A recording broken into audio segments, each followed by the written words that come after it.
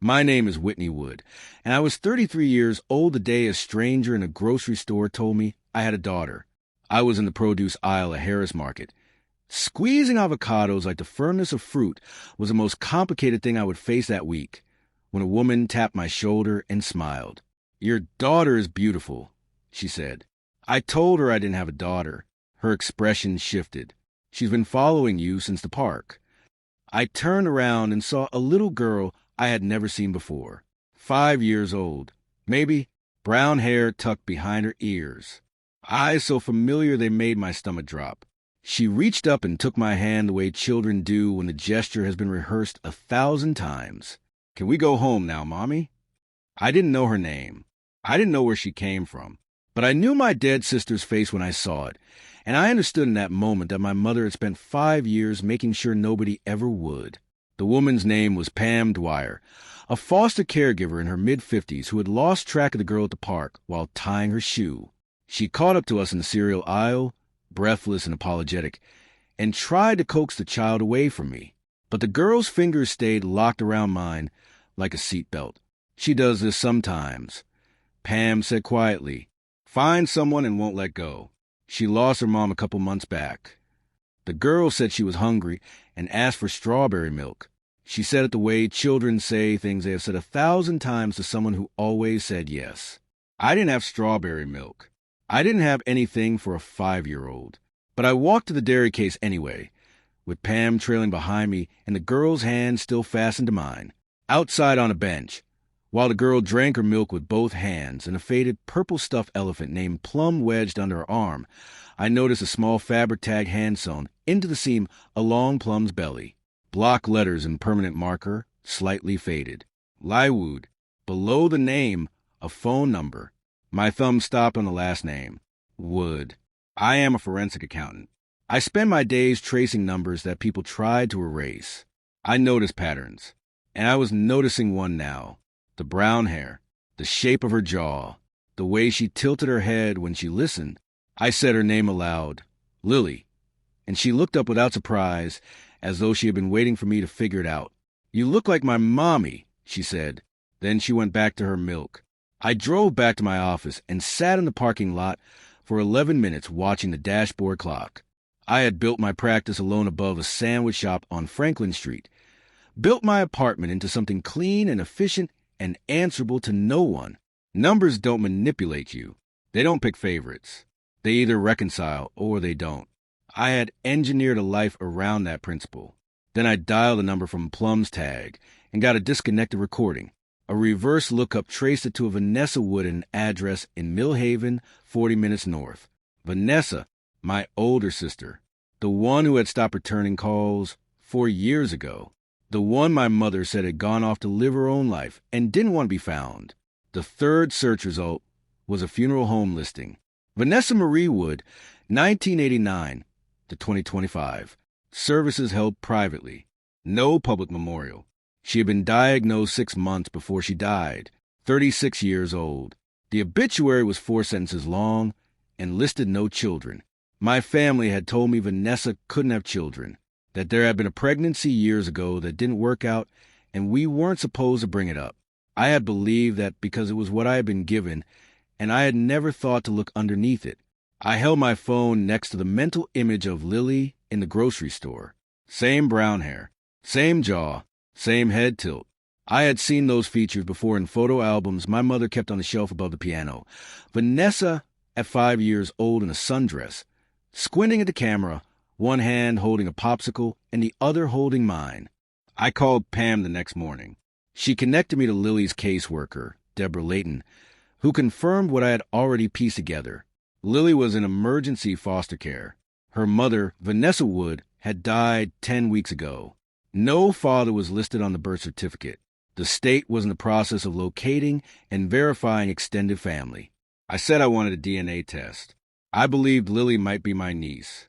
Deborah paused and then asked me a question I wasn't ready for. "Ms. Wood, are you aware that we already notified the next of kin 7 weeks ago?" I sat very still. "Who did you notify?" "The maternal grandmother, Lorraine Wood." She had confirmed the family relationship. She had told the state she would coordinate with the other family members. 7 weeks. My mother had known about Lily for 7 weeks, had signed the notification, had promised to handle it, and had said nothing to me. Not at Sunday brunch 3 weeks ago. Not on the phone last Tuesday when she asked me to review her tax return. Not once. The DNA results came back in 4 days. Aunt and niece. Probability of biological relationship greater than 99%. Lily was Vanessa's daughter. My sister had a 5-year-old child and had raised her alone and had died, and I had never known any of it. I sat at my desk with the report in my hands and cried. The quiet, chest-lock kind of crying that comes when you realize the story you were told about your own family was missing an entire person. I made 2 calls. The first was to Deborah Layton requesting supervised visitation. The second was to my mother. She didn't answer. I left a voicemail. I know about Lily. Nobody told me she existed. That ends today. My mother called back the next evening and opened with sighs so practiced it could have been rehearsed. Whitney, why are you digging this up? I told her Lily was 5 years old and real and in a stranger's house. My mother said she had been handling it quietly and that Dean and Sloan were looking into the situation. Dean, my 29-year-old brother with 2 Max credit cards and a wife who had once Googled how much a foster child stipend was worth at Thanksgiving dinner while sitting next to me and apparently forgetting I could see her screen. Handling it how? I asked. My mother told me Dean had a stable home, 2 parents, a yard. It was better for the child. Her name is Lily. I said. My mother said there were reasons she hadn't told me, reasons older than I thought. And then she hung up. I wrote down every word of the conversation on a legal pad and underlined 2 phrases. Handling it quietly and older than you think. A week later, Deborah Layton delivered a box of Vanessa's personal effects. A few books, reading glasses, a child's drawing of a house with too many windows. At the bottom, tucked beneath a folded sweater that still smelled faintly of lavender, was a cream-colored envelope. On the front, in Vanessa's looping cursive, 1 word, Birdie. Nobody had called me that since I was 9. It was Vanessa's name for me. Invented the summer I broke my arm falling out of a tree, and she told me I had been trying to fly. She was the only person who ever used it, and then she had stopped using it along with everything else. And I had told myself it was because she wanted space. The envelope sat on my desk for 3 days. I was not afraid of what was inside. I was afraid of what would confirm that my sister had been reaching for me across a distance I didn't know existed, and that I had been too trained in my mother's version of reality to notice. On the 3rd evening, before I could open it, Dean and Sloan arrived at my apartment unannounced. Sloan stepped inside without waiting for an invitation and launched into a presentation about their stable home, 2 incomes, the guest room they had already started clearing out, the school district they had researched. Then she slipped, and of course there's the house. Vanessa's house in Mill Haven. Someone needs to handle the estate, and if Lily's living with us, it simplifies the... She caught herself and recalibrated. I had spent 15 years reading financial documents where people buried their real intentions under 3 layers of reasonable language. I knew what logistics meant. It meant the paid-off house worth roughly $220,000. It meant the life insurance policy. It meant the $1,600 a month in Social Security survivor benefits that would follow Lily until she turned 18. In the whole visit, Sloan talked about the house far more than she talked about the child. After they left, I opened my laptop and started building a file. Not a feelings file, a facts file. Column A through E. Lily's birth certificate, Vanessa's estate, the next of kin notification my mother had signed, her failure to tell me, and a final column I labeled what they don't know I know, which I left open. The next morning I called a family law attorney named Grace Emery, who charged $400 an hour and filed a guardianship petition that afternoon. 2 days later she called back with a careful voice. There was already a petition on file. Dean and Sloan had filed 6 days earlier. Their attorney had submitted a character reference from my mother, and their petition described me as an unmarried professional with no child care experience, limited family involvement, and the phrase that made me close my eyes, a pattern of emotional distance that raises concerns about her capacity for sustained caregiving. My mother, who had hidden Lily's existence from me for 7 weeks, had told a court I was too distant to raise her. I asked Grace one question. Was there anything in Vanessa's estate records, a will, a guardianship nomination, that named preferred guardian? Grace found it 48 hours later, not at the probate office, but in a box of personal documents the Mill Haven apartment manager had stored after the lease ended.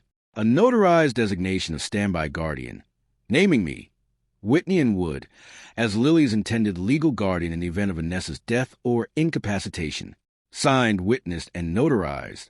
And on the second page, under a section titled Exclusions and Reasons, Vanessa had written a paragraph excluding my mother from guardianship consideration because she had pressured Vanessa to relinquish her daughter at birth and had refused to acknowledge the child's existence for 5 years. She excluded Dean and Sloan because they had expressed no interest in her well-being or her daughter's during her illness and had no existing relationship with the child. Then she named me. The stated reason was one sentence. Whitney is the only member of my family who never stopped being kind, even when she didn't know the full story. I had Grace read that line twice.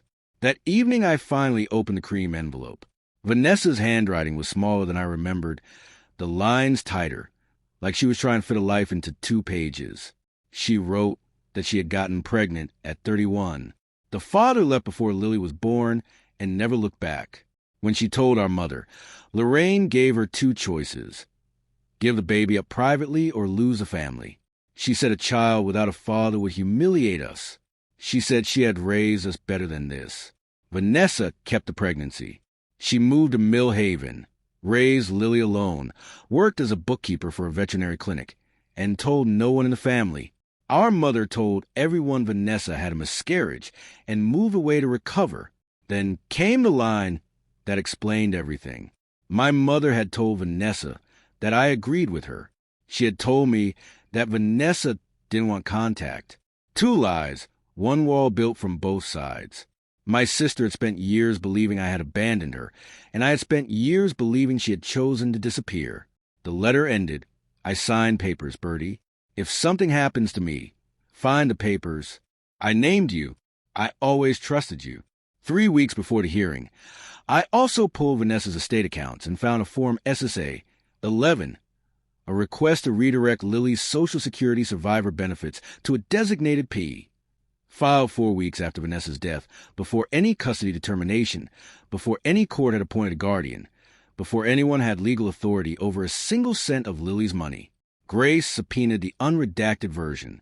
The signature at the bottom belonged to Sloan Wood, co-signed by Dean. The request directed $1,600 a month to their joint bank account. 2 deposits had already cleared before the Social Security Administration suspended the arrangement pending its own review. Dean and Sloan had never fed Lily a meal, taken her to a doctor, or bought her a pair of shoes. There were no care expenses because there was no care. I printed everything, labeled the folder Exhibit D, and placed it on top of the stack. The night before the hearing, my mother came to my apartment unannounced, wearing the charcoal coat she reserved for church and situations she considers serious.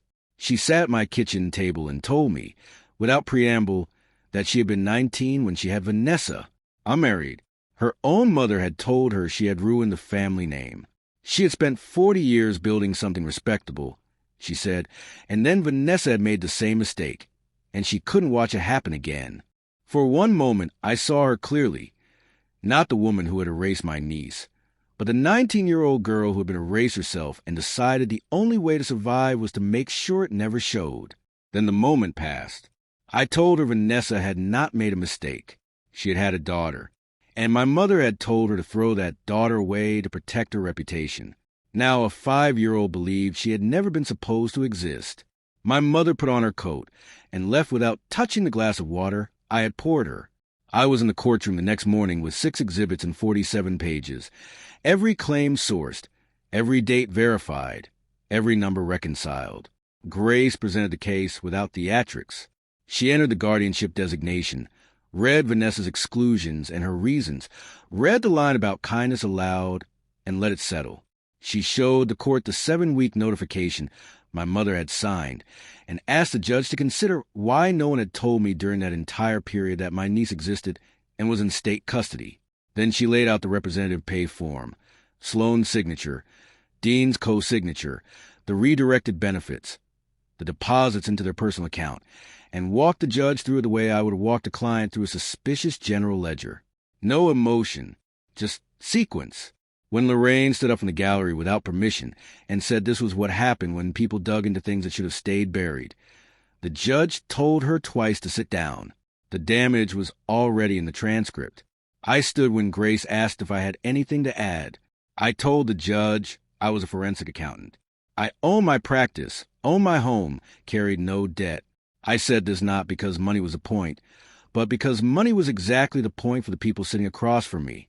I told the court I wanted none of Vanessa's estate for myself, that I was requesting an independent fiduciary manage a protected trust for Lily, with every dollar designated for her education, her health care, and her future. I would not control the principal. I would not benefit from a cent of it. The money was hers. Then I said the part that mattered most. My sister had raised her daughter alone for 5 years because our family told her that child was a disgrace. Vanessa was gone, but she had left a document that said she trusted me, a letter that said she loved me, and a little girl who had walked into a grocery store and taken my hand because she recognized something in my face that her own grandmother had tried to erase. I looked at Lorraine. I looked at Dean. I looked at Sloan. Then I looked back at the judge. She has a family now, I said. It's me. Judge Owens granted temporary guardianship of Lilywood to Whitney and Wood, effective immediately, with a review hearing in 6 months for permanent status. She ordered an independent investigation into the unauthorized benefits application. She recommended the estate proceeds be placed in a protected trust per my request. Before adjourning, she said one more thing. This child was not forgotten. She was planned for. Sloan left without looking at Dean. Dean followed with his hands in his pockets. My mother sat in the gallery a long moment after the room emptied, then picked up her purse, straightened her coat, and walked out the side door without a word. Lily was in the hallway, sitting with Pam, swinging her legs, holding Plum by one ear.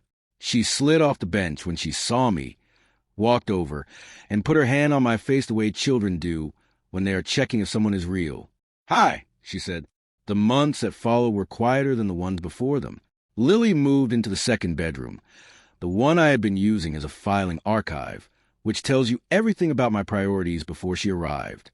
She wanted a plain bed, a nightlight, and strawberry milk in the refrigerator at all times, the small cartons with the foil straw, kept on the bottom shelf where she could reach without asking. I kept a case of them there. One evening in November, 3 months after the hearing, Lily was coloring at the kitchen table while I washed dishes. The apartment smelled like the pasta I had overcooked and the strawberry milk she had spilled and badly wiped up herself with a paper towel. It was the kind of evening that would have felt empty to me a year before. Now it was the best part of my day. Lily walked over, set Plum on the counter next to the dish rack, and said, "You can keep him now. I don't need him to be brave anymore." I dried my hands and looked at the purple elephant with the hand-sewn tag. Liwood, the tag that started everything in a grocery store on a Tuesday afternoon, when a stranger tapped my shoulder and a little girl decided she already knew where home was. "You sure?" I said. She nodded. Then she looked up at me with my sister's eyes. "Can we go home now, Mommy?" She had said it the first day in a store to a woman she had never met. Vanessa had written it down like a prayer she couldn't answer. And now Lily was saying it standing in her own kitchen, in her own home. "We're already home," I said. She went back to her coloring. I put Plum on the shelf above the stove, next to the framed photo of Vanessa I had hung the week Lily moved in. Vanessa, at 5 years old, squinting in a sundress. Next to it, Lily's school picture from September. Same face, same eyes, same head tilt. Different story.